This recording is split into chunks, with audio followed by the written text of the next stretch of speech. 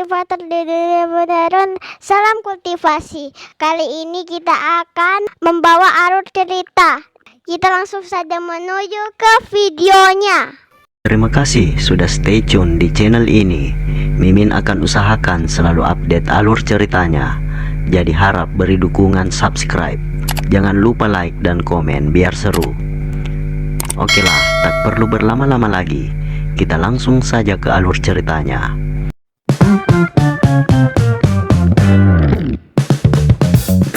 Pada part sebelumnya, MC kita Jiang Xiaoyong menanyakan orang-orang itu yang dijelaskan oleh Kapten Li.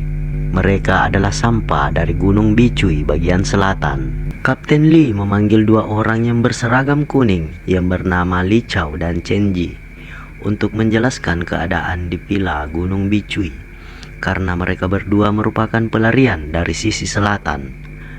Kedua orang itu kemudian menjelaskan bahwa mereka hanya gangster dengan sumber daya dan senjata. Mereka telah mengambil alih villa Gunung Bicui. Kebanyakan orang yang selamat di sisi selatan telah bergabung ke dalam kelompok mereka. Mendengar semua penuturan itu, Jiang Xiaoyong memejamkan mata, mengingat kehidupannya sebelumnya, di mana Li Suxiong dan Cui Jing berbasis di selatan. Jadi, apa ini berarti villa Gunung Bicui satu-satunya pemukiman di selatan? Tanya Jiang Xiaoyong kemudian. Awalnya tidak, namun senjata yang mereka miliki, kelompok-kelompok kecil tidak mampu melawannya. Setiap kali mereka menaklukkan pemukiman, mereka membunuh setengah orangnya. Lalu mereka membawa para wanita muda dan yang cantik, serta kolaborator yang bersedia ikut bersama mereka. Setelah mendengar penuturan kedua orang itu, Jiang Xiaoyong berkata bahwa ini tidak ada yang salah. Mendengar itu, Kapten Li menanyakan apa maksud ucapan Jiang Xiaoyong itu. Namun Jiang Xiaoyong mengalihkan pembicaraan. Melirik ketiga orang yang telah tergeletak di lantai, Jiang Xiaoyong berkata bahwa masing-masing mereka memiliki pistol. Jiang Xiaoyong menyuruh Kapten Li mengambil pistol mereka dan memeriksanya apakah masih memiliki magasin. Jiang Xiaoyong juga memberikan senapannya kepada Kapten Li bersama dengan 5 magasin. Setelah memberikan senapan itu kepada Kapten Li, Jiang Xiaoyong berkata bahwa orang-orang dari Gunung Bicui tidak akan membiarkan ini. Tapi dengan senjata ini, mereka tidak akan bisa mengalahkanmu hanya dengan selusin orang. Bertahanlah di sini. Selama beberapa hari, aku akan kembali mengumpulkan pasukan dan menghabisi mereka. Orang-orang itu dari Gunung Bicui, mereka telah merekrut puluhan orang, mungkin lebih banyak sekarang. Mereka terlalu kuat, ucap salah seorang yang merupakan pelarian dari Gunung Bicui itu. Kapten Li yang sedari tadi tertegun menatap senapan di tangannya yang diberikan oleh Jiang Xiaoyong kini berbicara. Ia membenarkan ucapan orang itu dan mengatakan bahwa ia tidak perlu mempertaruhkan nyawa untuk mereka. Mereka akan mencari tempat aman lainnya. Jaraknya beberapa puluh kilometer. Mereka juga tidak akan menggeledah seluruh kota. Jiang Xiaoyong menjelaskan agar tidak perlu khawatir akan hal itu, dikarenakan itu hanyalah masalah pribadi. Dan juga, ia akan kembali dalam beberapa hari dengan membawa kendaraan besar untuk membawa mereka semua ke sisi timur. Itu wilayah Pasar Teh Lama. Aku telah membangun pemukiman yang diperkuat di sana dan membutuhkan banyak orang. Mendengar itu, Kapten Li menyetujui rencana Jiang Xiaoyong, yang kemudian setelah perbincangan itu, Jiang Xiaoyong pamit dan melangkah pergi bersama istri Sang Seng He dan Xiao Sua. Scene berganti, pemandangan menyeramkan, di mana terdapat banyak mayat zombie yang sepertinya sengaja dipajang, bahkan digantung di depan gedung Bicui Mountain. Di dalam gedung terdapat 4 orang yang sedang duduk berdiskusi. Seseorang yang sedang menghisap rokok menanyakan, apakah persediaan dari kota hiburan Jinyu belum beres? Yang menjawab pertanyaan itu adalah Li Suxiong. Saudara Wen, aku sudah mengirim orang. Mereka seharusnya sudah hampir kembali. Seorang lainnya berkata, Saudara Wen, Jinyu Mansion punya banyak wanita kelas tinggi. Kita tidak harus fokus pada persediaan di kota hiburan. Ya, Saudara Kai, Aku memikirkan hal yang sama. Aku sudah memberitahu teman-temanku agar membawa orang yang masih hidup juga, ucap Li Susiong sambil tersenyum pada orang yang bernama Kai itu. Orang yang bernama Wen berkata agar Li Susiong tidak perlu berterus terang seperti itu, karena selama ini tidak pernah berhasil menyelesaikan tugasnya. Namun dengan percaya diri, Li Susiong berkata agar tidak perlu khawatir. Kali ini dirinya akan menyelesaikan tugas dengan baik apapun yang terjadi. Namun segera ia mendapat laporan bahwa mereka semua telah terbunuh. Mengingat warga di Taman Rongxiang hanyalah warga biasa, bagaimana mungkin mereka bisa memakai senjata? Li Susiong menyuruh seseorang memanggil Tao Xi dan mengumpulkan semua orang yang tahu cara menggunakan senjata. Kali ini Li Susiong ingin benar-benar berhasil. Scene berganti, sebuah mobil telah tiba di benteng. Sang San mendengar suara mobil itu dan mengatakan bahwa suara mobil itu pasti Kak Xiaoyong. Di sini sistem memberitahukan bahwa misi pengambilan tanggung jawab sudah terselesaikan. Mereka menyambut kedatangan Jiang Xiaoyong. Melihat semuanya berkumpul, Jiang Xiaoyong berkata, "Itu benar-benar Lu Yiming." "Kau sudah tahu?" ucap Sang San sedikit terkejut.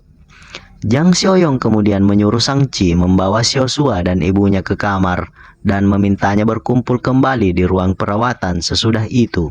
Pada pertemuan itu, Paman Sengbo berkata, "Jadi kau sudah tahu bahwa Lu Yiming memiliki niat buruk sejak awal." "Sebenarnya aku tidak sepenuhnya yakin itu dia," ucap Jiang Xiaoyong sambil membetulkan senjata yang tadinya diambil oleh Yiming. "Apa yang aku yakini adalah salah satu teman Sang Ci adalah bajingan," ucap Jiang Xiaoyong membayangkan wajah Sang Ci yang menangis pada kehidupan sebelumnya. Di sini Jiang Xiaoyong memberikan senjata itu pada Sang Ci. Sang Ci memeriksa magasinnya dan menemukan bahwa peluru di dalamnya merupakan peluru karet. Paman Sengbo menanyakan tentang Cheng Chong yang berada di ruang perawatan.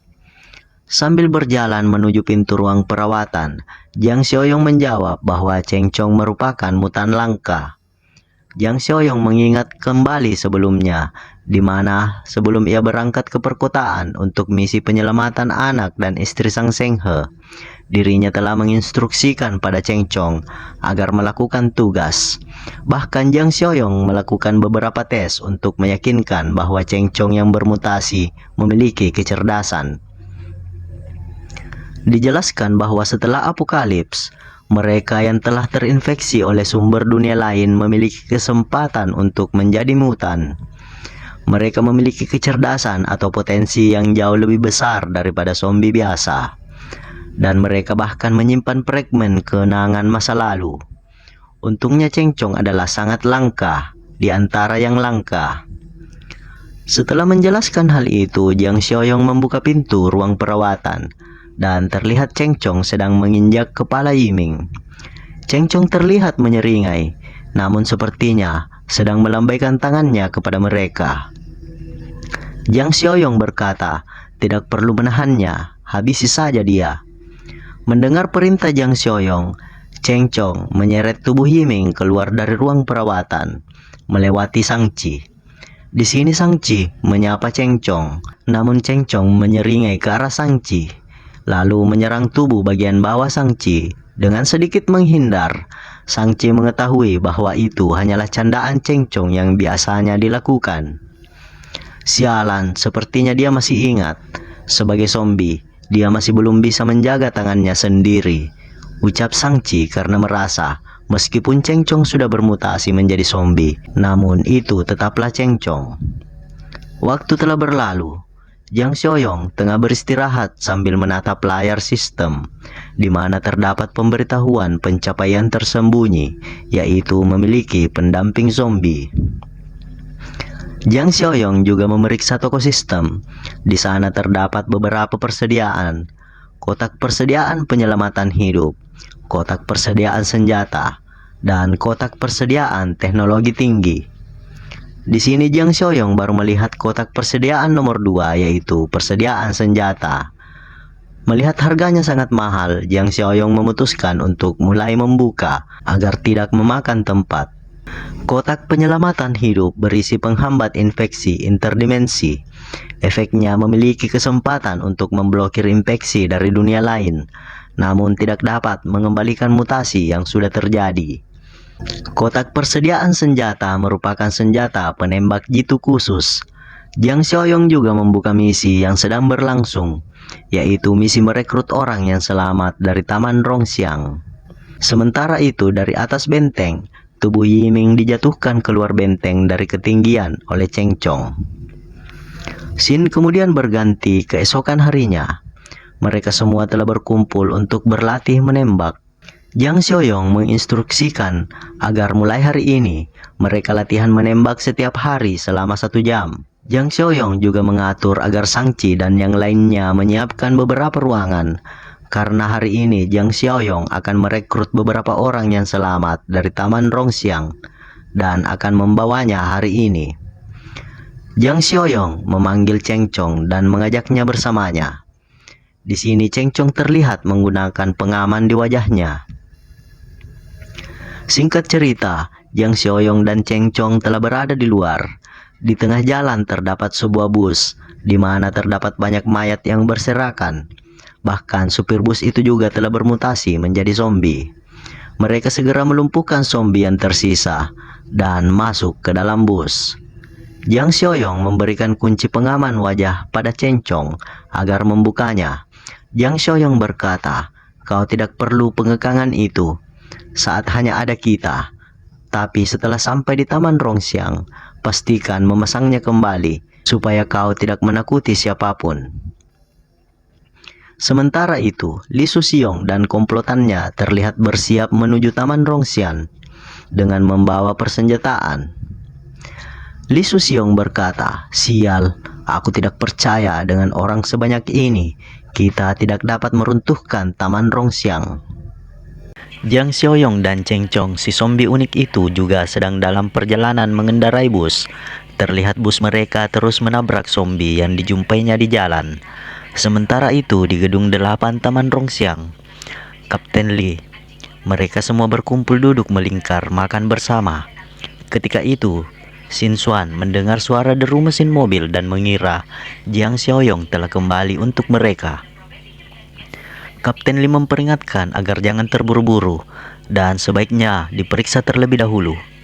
Kapten Li bergegas memeriksa untuk mengetahui siapakah yang datang itu. Namun dugaan awal Kapten Li terbukti. Yang datang adalah sekelompok preman dari Gunung Bicui. Di sana terlihat Li Suxiong bergerak mencari gedung 8 sambil mempersiapkan persenjataan mereka. Menyadari itu bukan Jiang Xiaoyong, mereka bersiap untuk melawan. Kapten Li memperingatkan agar tidak gegabah karena jumlah mereka lebih banyak. Di sini Kapten Li berniat ke atap untuk menjalankan rencana. Setelah berada pada posisinya, Kapten Li merasa bahwa jarak itu cukup baik dan orang-orang bodoh itu akan berada dalam jangkauan tembak. Li Suxiong dan komplotannya berdiri di tempat terbuka dengan memegang senjata, kemudian membombardir gedung 8 dengan tembakan.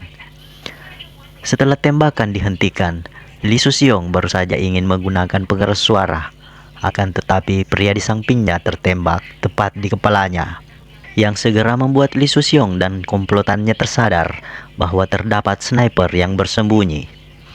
Dan saat itu juga seorang lagi terkena tembakan di kaki. Tentu saja yang menembakinya adalah Kapten Li.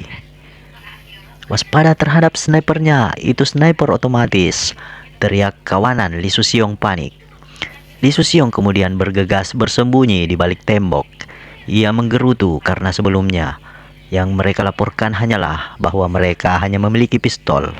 Ia bertanya-tanya dari mana asal sniper otomatis itu. Salah satu anak buah Li Suxiong bertanya, "Sekarang bagaimana?" Li Suxiong berkata, "Mau bagaimana lagi? Ayo mundur." Lalu orang itu berlari tanpa menunggu aba-aba dari Li Suxiong. Akibatnya orang itu terkena beberapa tembakan dan meregang nyawa. Melihat itu, Li Suxiong kembali menginstruksikan kepada kawanannya yang masih tersisa untuk berlari dengan aba-aba darinya. Li Suxiong dan beberapa dari mereka berhasil naik ke mobil dan melarikan diri. Namun salah seorang dari mereka tertinggal hingga menjadi sasaran sniper tepat di kepalanya.